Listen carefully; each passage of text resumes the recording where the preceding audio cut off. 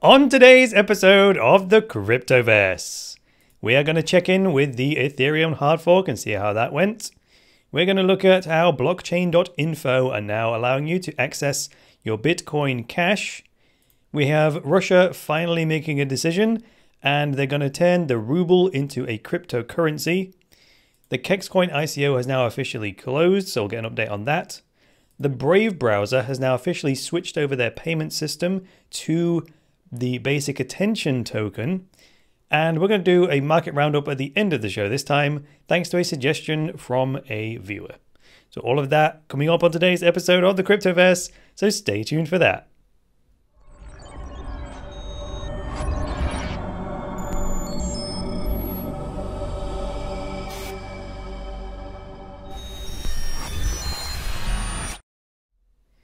Hi there guys, welcome to the latest episode of the Cryptoverse, your regular dose of news and commentary on Bitcoin, cryptocurrencies and blockchains. I'm your host, Chris Coney, the founder of Cryptoversity, the online school where you can learn about Bitcoin, cryptocurrencies and blockchains. Find out more about that at cryptoversity.com. So let's get into the Ethereum hard fork to begin with. So I'm looking at this fork.codetract.io. So we are 624 blocks since the hard fork. It happened, what did it happen, like 5 o'clock in the morning UK time. So the couple of promises from this hard fork were that there was a bunch of new features. That's one thing. We talked about that the other day.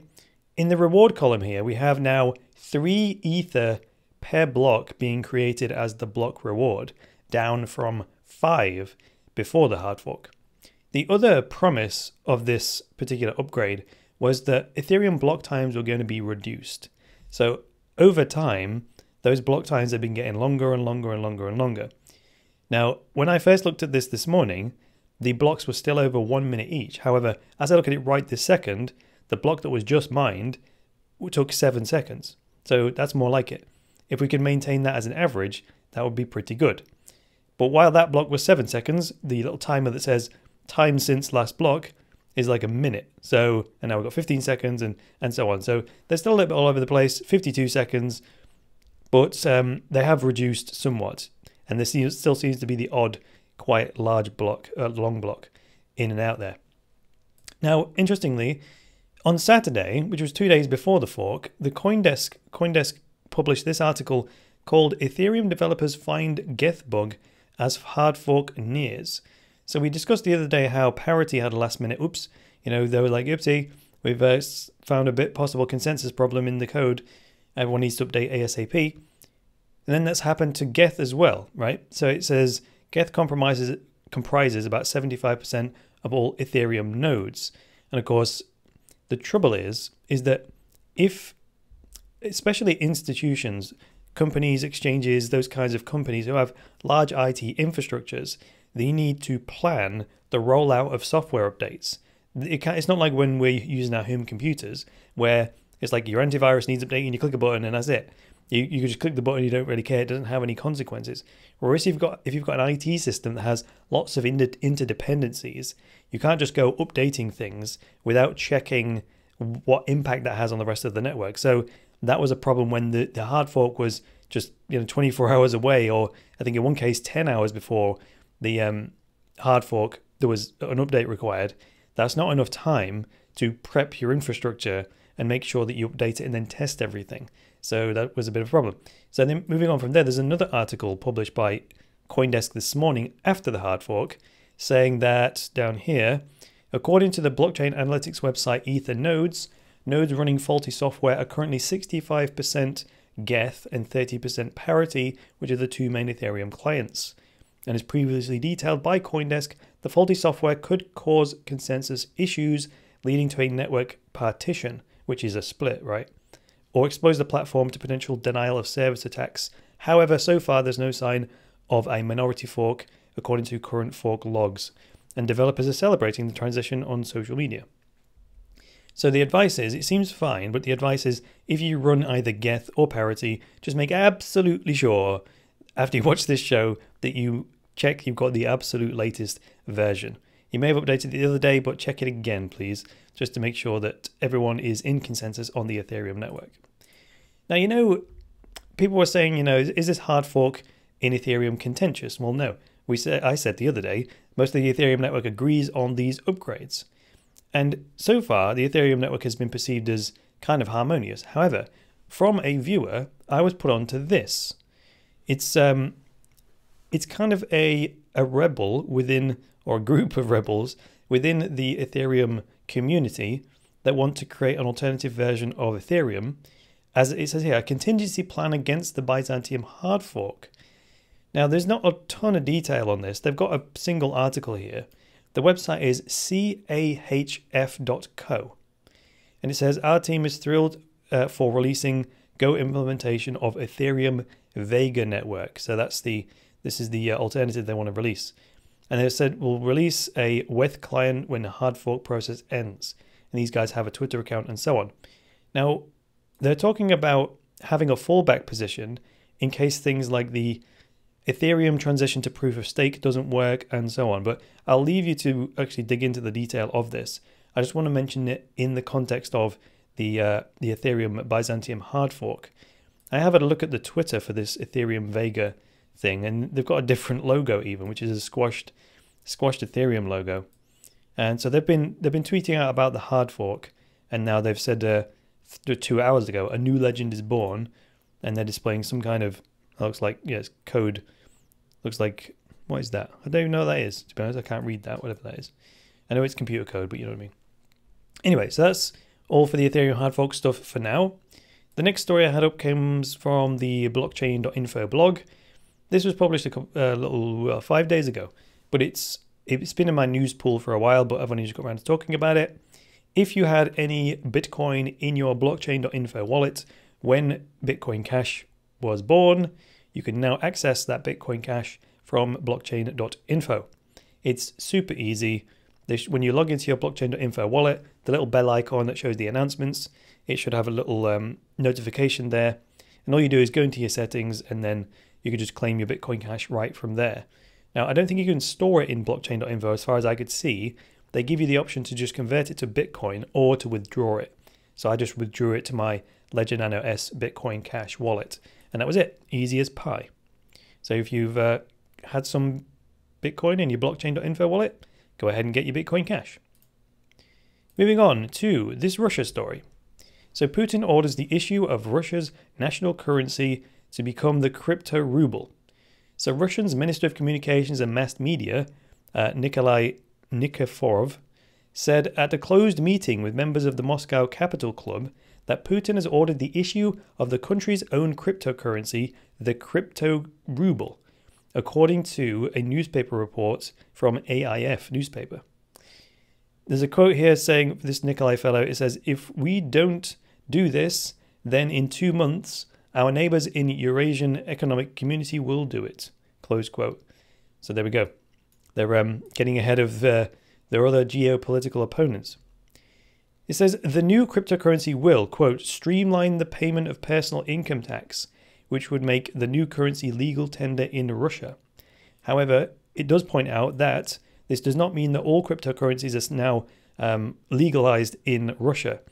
It says, furthermore, the CryptoRuble cannot be mined, the minister noted, adding that, quote, most likely it will be a closed model with a certain volume of regulated emissions, close quote. So it's still going to be centrally issued by the government. So that's completely pointless. It's still a centrally issued currency issued by a government, almost on a central banking model. They get to control the emission rate and how much is created. So what the hell, right? That's the first thing I think about this. Moving on from there, here's another quote. The creation of the CryptoRuble would not equal the legalization of Bitcoin and other cryptocurrencies. So there we jolly well go. I'm not quite sure what the point of this is. They're completely missing the point of cryptocurrencies, but of course they would, because cryptocurrencies are an extinction level event for governments and central bank currencies. So I guess they want to be seen to be doing something. But that's that. Maybe the one benefit of doing this is that there'll be less friction, because it turns the ruble into a true digital currency that can fly over the internet rather than having to use the SWIFT system and all that malarkey. And the you don't have to have a ruble denominated bank account and stuff like that. You could just have a CryptoRuble wallet. So that's one small benefit, I guess, that they are going to derive from this. Moving on to Kexcoin, the Kexcoin ICO that I'm involved in, closed yesterday, well actually Saturday about midnight, so technically Saturday/Sunday. So it's finished. It raised $1.1 million, which was shy of the $5 million minimum raise. So that means that we're now going to begin issuing refunds to anyone who bought Kexcoins because the project is not going ahead. That's the whole point of having a minimum, right? It's the minimum viable amount. So if we raise less than 5 mil, then it's just not going to be viable or profitable to move forward. However, one of the things I pointed out in the chat yesterday was that this is kind of beneficial because it's kind of forced everyone that participated in Kexcoin to hold Bitcoin during this massive price rise.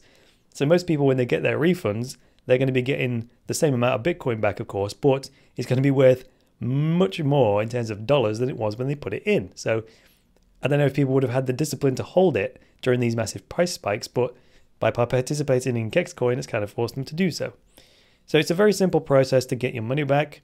You just go to the BitShares network, go to the Kexcoin market where it's trading against Bitcoin. In this little box where it says sell Kexcoin, enter a price of 0.0025 Bitcoin. Enter the total amount of Kexcoin that you hold, and then click sell. And that's it. Then instantaneously, your Kexcoin will be transferred back to the Kexskill account, and then you will receive the Bitcoin that you can withdraw immediately. Very, very simple stuff. Moving on from there, we have the basic attention token is now integrated with the Brave browser. So this comes directly from the basic attention token blog. Previously, Brave were doing, I like the way Brave are doing this. You can tell that Brendan Eich has got a lot of experience rolling out software projects because he's very methodical. They're releasing things in stages, and each milestone they hit, it doesn't really have any major holes in it, right? And then they're evolving it. So I think they've got the lean startup methodology on the go here, minimum viable product, and then iterations of perfection. So anyway, the first version of Brave used Bitcoin micropayments to tip publishers and so on, because Brave blocks the ads, right? And then it keeps track of what sites you have visited and then offers you the opportunity to tip those sites in Bitcoin if they are approved Brave publishers, right? If they've actually signed up for that.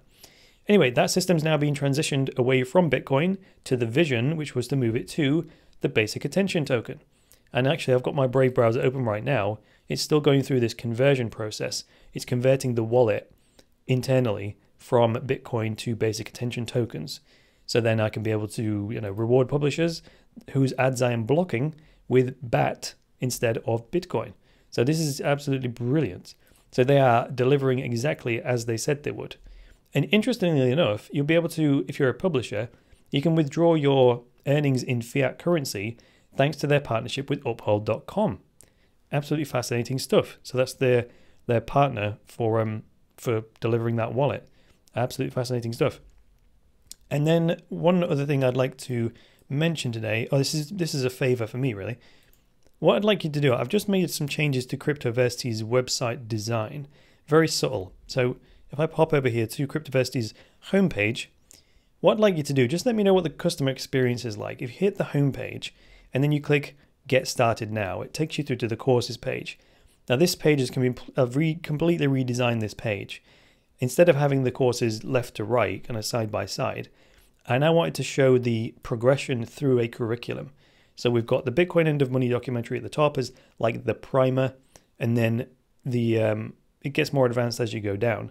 I just want to ask you, what's the customer experience going from the homepage to this page, and then scrolling down it, and how do you like the design? Is it clear? Is it obvious what that these are deeper levels as you go down, and all that kind of stuff? So just give me your general impressions about how you feel about that, and I'd appreciate it because I need some kind of user feedback on because I think this is what I was going for. However, what I'm going for may not actually work in the real world, so that's why I'm asking you. All right, the market roundup has ended up at the end of the show today because that was the we've been trying to find this win-win in between people that don't want the market roundup in the show and the people that do, right? And some genius in the comments said, well, put it at the end because then people who don't want it don't have to skip it. I'm like, all right, let's try it. So time for the market roundup then. So we've got Bitcoin down 1% today, even though it's on its way here to a $100 million market cap on its own. Nearly a 54% dominance for Bitcoin once again. The big winners today in the top 100 are Stellar Lumens, 164% gain, or it's 163.88% gain on the day, which has brought Stellar right back into the top 20 in 13th place with a $759 million market cap. I'm not sure where the hell that came from in terms of a gain, but that's happened nonetheless. There's another big mover here. BitShares has gained 34.5%, which is odd. I think BitShares took a quick beating because Bittrex are threatening to delist BitShares. There's lots of speculation as to why. The most likely reason is because BitShares is potentially a rival, decentralized exchange technology. However, if that were true, why are they delisting it now? I do not know. In any case, BitShares has regained 34.5% of its value, almost 7 cents per BitShare now, and $180 million market cap. In contrast, some big losers today. We have Cardano down 6.2% to like 3 cents a coin, and just $758 million market cap. It's just $1 million, actually less than $1 million, behind Stellar in terms of its market cap. So battling out for 13th and 14th place there. The other big loser today is ARK, who's ranking in 23rd place. Loss of 7.18% today, down to $2.64 a coin, and a $259 million market cap. In terms of the charts today, I'm looking at Bitcoin against the US dollar here, and you can see once we hit 5,920, I think that was the highest it got. Yeah, near enough. And we've now got this sort of arcing going on. If I zoom in a bit more, like the breathe in, breathe out thing I talk about, phase 1, phase 2, where it booms and then it pulls back and it booms and it pulls back. Well, the question is, how far is it going to pull back? Yesterday, when there was a somewhat of a sell-off down to 5,450, the body of the candle ended up more than halfway up, which means those low prices were rejected, and that tells me that there's more buyers than sellers, which is incredible, because even after this enormous price spike, it's still optimistic in the market according to these candles, which is that just blows my mind. I would think that people would see Bitcoin is overvalued now. It doesn't seem to be the case according to these 3 candles here anyway. So that bodes well for bolstering Bitcoin's price and not being much of a pullback at all. The only other coin we'll look at today is Ethereum because of the hard fork and so on. This candle from 4 days ago on the 13th, this is most likely anticipation for the hard fork upgrades. And since then, you got some indecision candles, big ranges. Yesterday, we had a low, quite a low low. It was $315, and then today a high of $355. But all in all, it's pretty much been hopping around the same center point of about $340. So for the last 4 days, that's pretty much where it's been settling around a center point. So there we go. That should be pretty stable for the time being. Nothing else really much to say on that. If you want some support level, for me would be 320, and resistance level would be 352. So just throwing those out there if you're interested. Alrighty then, thanks very much for joining me today, guys. If you like this episode, go ahead and hit that like button. And if you're new around here, get subscribed. And if you would like access to my very best material, which I just showed you, which is my online courses that will teach you things like how to make and save money with Bitcoin, check out cryptoversity.com. Alright guys, that's all for today. I'll be back tomorrow with another episode of the Cryptoverse. So until then, it's me, Chris Coney, saying bye for now.